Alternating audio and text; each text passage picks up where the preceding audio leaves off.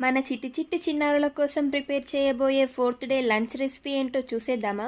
వీడియోని స్కిప్ చేయకుండా లాస్ట్ వరకు చూసేయండి. ఈ రెసిపీ కోసం ముందుగా మనం ఒక బౌల్లో హాఫ్ గ్లాస్ రైస్, అలాగే పావు గ్లాస్కి ఇంకా కొద్దిగా తక్కువ పెసరపప్పుని వేసుకుని వాటర్ యాడ్ చేసి 2-3 సార్లు శుభ్రంగా కడిగేయండి. నెక్స్ట్ ఇందులోకి చిన్నగా తురిమి పెట్టుకున్న పొటాటోని వేసుకుని 3 గ్లాసెస్ వరకు వాటర్ని యాడ్ చేయండి.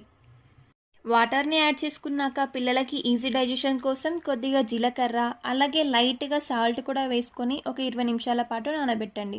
నెక్స్ట్ ఈ రైస్ని లో ఫ్లేమ్లో పెట్టి ఉడికించుకోవాలి. రైస్ 50% ఉడికిన తర్వాత ఇందులోకి 1 స్పూన్ నెయ్యిని వేసి కలపండి. రైస్ అడుగంటకుండా మధ్య మధ్యలో కలుపుతూ ఉడికించుకోవాలి. రైస్ మనకి ఇంత కన్సిస్టెన్సీగా ఉడికినాక స్టవ్ ఆఫ్ చేసుకొని ఎగ్ బీటర్ లేదా స్మాషర్తో ఇలా కొద్దిగా బీట్ చేసేసుకోవాలి. చిన్నారుల కోసం టేస్టీ పొటాటో రైస్ రెడీ అయిపోయింది. చల్లారిన తర్వాత కాకుండా కాస్త వెచ్చగా ఉన్నప్పుడే పిల్లలకి తినిపించేసేయండి. వీడియో నచ్చితే మన ఛానల్ని సబ్స్క్రైబ్ చేసుకోండి.